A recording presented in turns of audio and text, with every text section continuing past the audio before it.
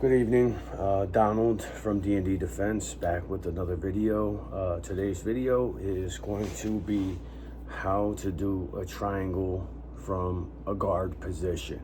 And so before I start, I just want to give a little bit of clarity as to what I mean by guard.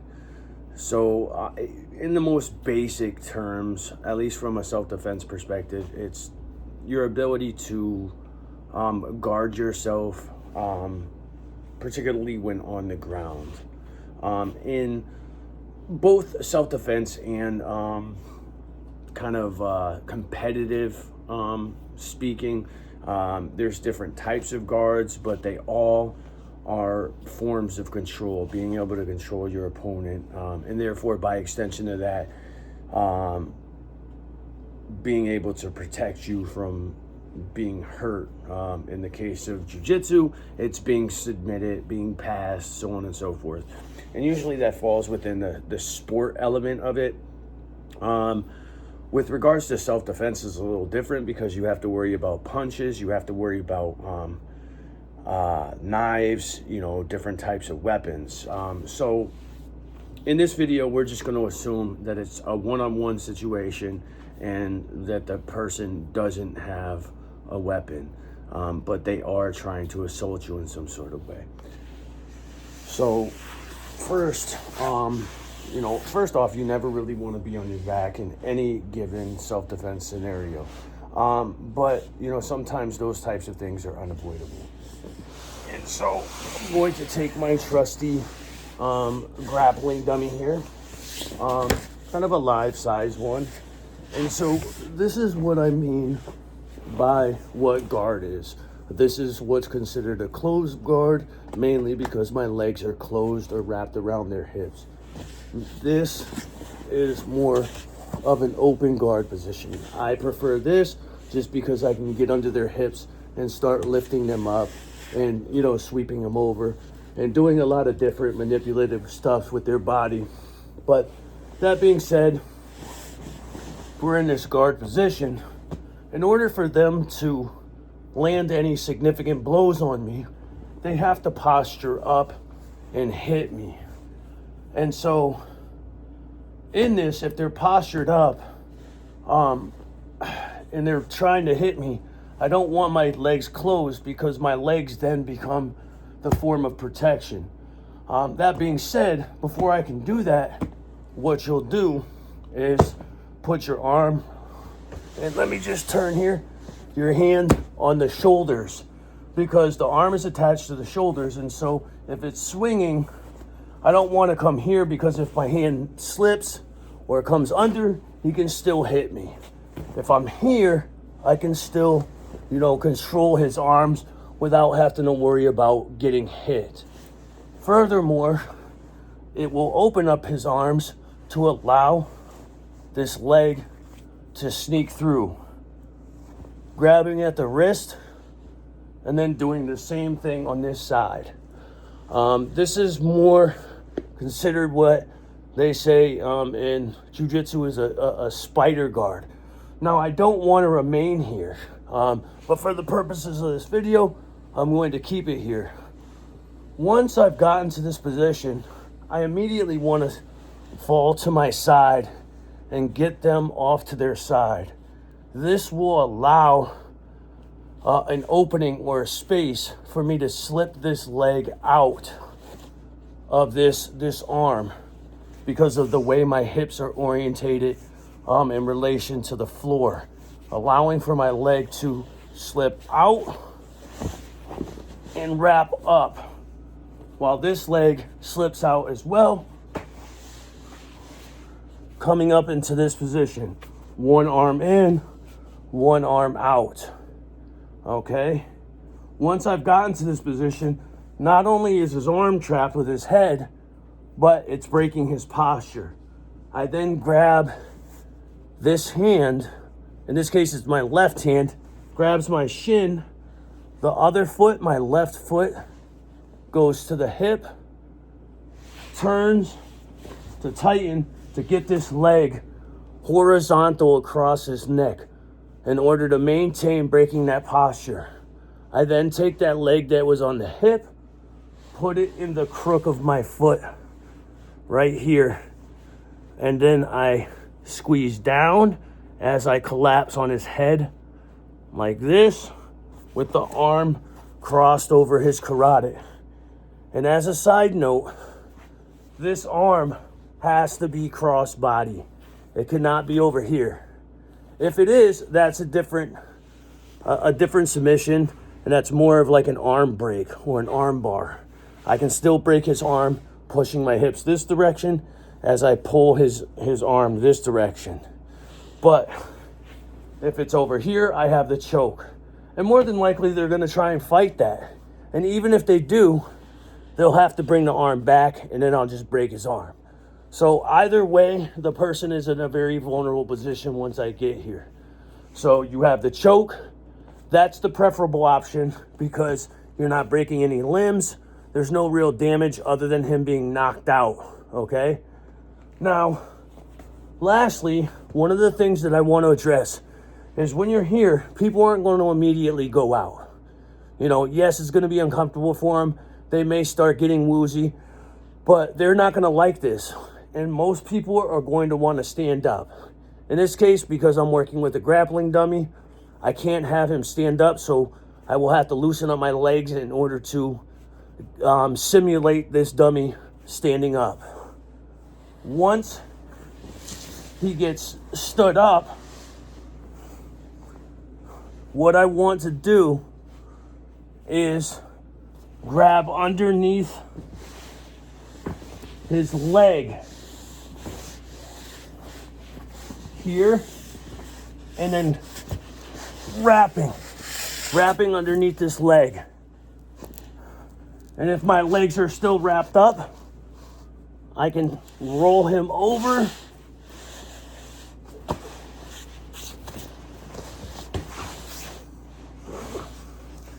into a more mounted triangle.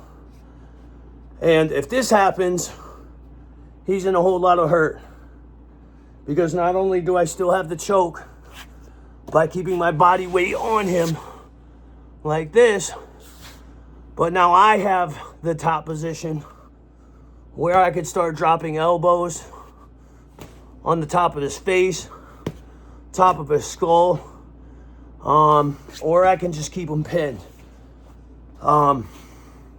Remember, in a self-defense situation, you never really want to remain on the ground. So this video is based strictly on the fact that you're dealing with one opponent that you know doesn't have a weapon, okay? And in most self-defense scenarios, that's not going to be the case, but not always. You may get those occasional instances where it's a one-on-one battle, the person doesn't have a weapon. And so that's what this video is for. This video is not meant to encourage people to try these things in a confrontation where you know that the person has friends, or there's a high potential for that person to have friends. Because once you're on the ground and you start locking up your legs and locking up his body, yes, he's isolated, but so are you. And so once you become isolated, your ability to move is now hindered. And for those who are free of your grasp, can come soccer kick you, stab you, hit you with a club of some sort of bludgeoning. So always remember, when utilizing jiu-jitsu in a street confrontation, it should really be used to control the person for the time being until you can get to your feet. So what I always recommend is, sweeps and stuff like that, which is why in the beginning of the video, I referenced getting my feet with like an open guard type of position into their hips, because that allows me to elevate them, sweep them, do a lot of other things that would get them to their back while allowing me to get to my feet. and, you know, exit or be able to defend against potential other attackers. That being said, that's, you know, the situations are going to vary. And in this case, if it is a one-on-one and the person doesn't have a weapon or didn't have the capability of obtaining a weapon, this is a perfectly viable option. Remembering that this video is educational purposes only. This is not meant for you to say, oh, I see this video, now I can go out and do it. What I do has taken years of training. I have put in a lot of mat time in, a lot of mistakes, a lot of submissions, a lot of injuries over the course of time. So this is not something that you just learn from a video and say you can do it. So just as a disclaimer, this is for educational purposes only. That being said, this is a viable option to utilize in a confrontation where it's one-on-one and the person has either no weapon or was unable to obtain a weapon in the course of the struggle. But remembering, if you land on your back and you're in that closed guard position, you do not want to stay there, because in a confrontation, they're going to be trying to strike you, and you need to utilize your legs and your shins, in this case, as shields and means to block his ability to build that momentum for the punches to come down on you, which is why, once again, you first block at the shoulders with your hands and then spread down to the wrists so that you then can get your shins into their arm and then pull down on the wrist to trap the arms. Now, I did it slowly, but in real time, you're going to be doing this fast. You're then going to turn to your side, which is going to allow for you to escape that leg that is trapping that arm so that you can whip it around and get across his neck and lock in what is commonly referred to as a triangle. And for those who may not be familiar with jiu-jitsu, the reason why it's called a triangle is because the legs shape a triangle. Okay? So when looking at this, if you imagine a head with an arm here, the neck is here and the neck is here. As I squeeze, that person is going to go to sleep.